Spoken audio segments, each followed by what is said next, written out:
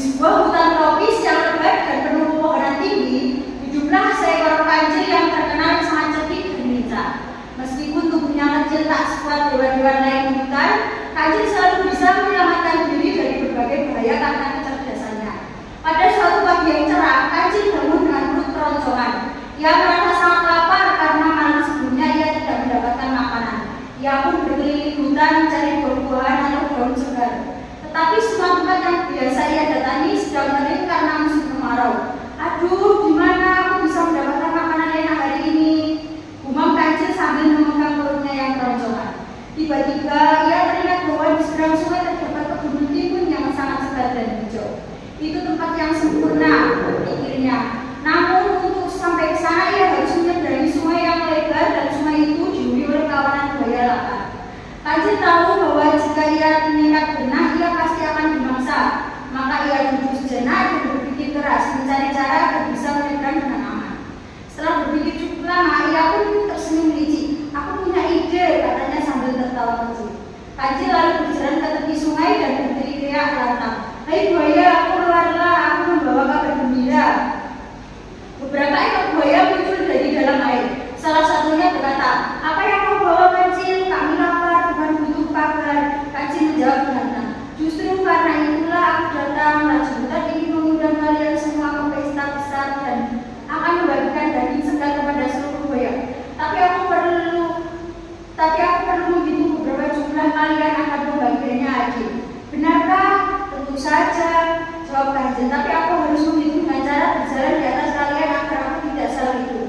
Tanpa curiga, para buaya tampak langsung berbaris dari tepi sungai sebelah sini hingga ke seberang. Mereka percaya pada ucapan kancil. Dengan bergesit, kancil melompat dari satu buaya ke buaya lainnya sambil menghitung dengan keras. 1, 2, 3, 4. Begitu sampai di seberang, kancil tertawa berbahak-bahak dan berteriak. Terima kasih buaya. Sekarang aku bisa menyeberang tanpa basah, tidak ada pesta dan tidak ada daging. Para buaya sangat marah karena merasa dibohongi. Namun mereka tidak bisa berbuat apa-apa karena kancil sudah berlari jauh meninggalkan sungai. Di seberang, kancil menemukan kebun timun yang lebar.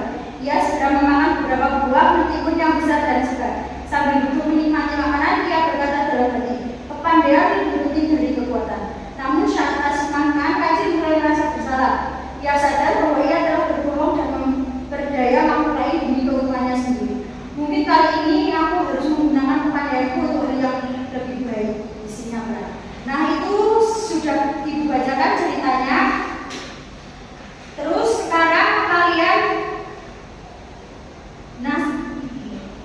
anak-anak setelah mendengarkan cerita tadi, kalian tahu nggak bagaimana sih cara kita bisa memahami si cerita dengan lebih baik?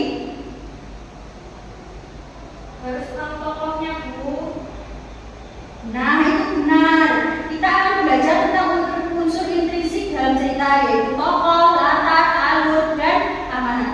Sekarang Ibu bagi kalian ke dalam kelompok ya. Ya, Bu.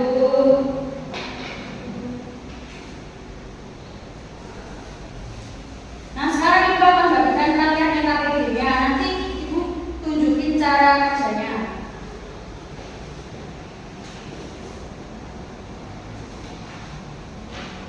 Nah, cara kerjanya itu di sini kan ada nama kelompok terus nama anggota.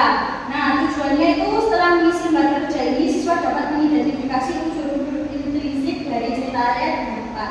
Petunjuknya, bacalah teks yang sudah Ibu berikan tadi dan yang sudah Ibu bacakan. Terus diskusikan bersama anggota kelompokmu mengenai isi cerita. Dan isilah tabel berikut ini, ada tokoh, latar, alur, dan tema. Amanatnya ya. Iya, Bu. Baik, sekarang kerjakan, dikasih waktu 10 menit. Oh, tokohnya jelas ya, kancil dan buaya ternyata. Latarnya di sungai dan hutan. Kancil. Tokohnya ada kancil, terus buaya sama rebutan. Oh, latarnya di sungai dan hutan ya.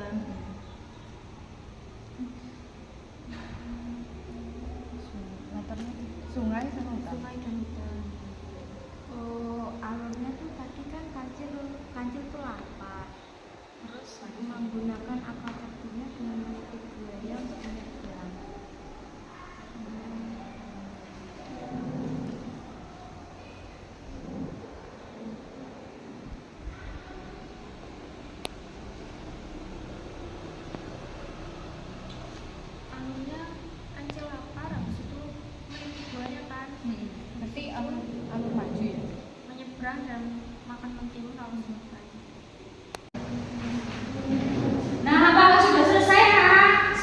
Ada, Bu.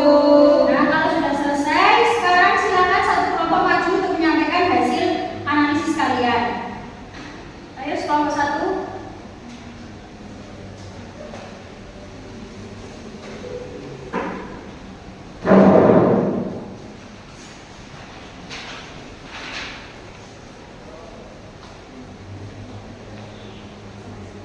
Assalamualaikum warahmatullahi wabarakatuh. Waalaikumsalam warahmatullahi wabarakatuh. Kita akan mempresentasikan hasil analisis kita. Kita dari anggota dari kelompok bunga program kita, saya seorang Nur dan teman saya Ada Nur Awalia. di sini kita akan menganalisis tabel dari unsur cerita tadi yang sudah disampaikan oleh Bu Evia, yaitu unsur cerita yang pertama ada tokohnya tadi ada kancil, buaya dan raja hutan. Latarnya itu ada di sungai dan hutan-hutan. Terus alurnya itu kalau menurut kita alur maju. Lalu temanya yaitu menceritakan dan akal mengatasi masalah. Dan yang terakhir yaitu amanat dari cerita ini yaitu gunakan kecerdikan untuk hal yang baik, bukan untuk menipu. Sekian dari kelompok kami. Terima kasih. Wassalamualaikum warahmatullahi wabarakatuh.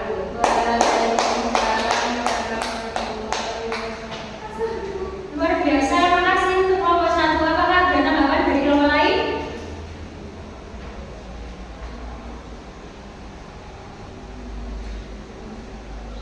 Kalau tidak ada, jadi anak-anak dari cerita ini kita belajar bahwa setiap cerita memiliki unsur intrinsik yang penting.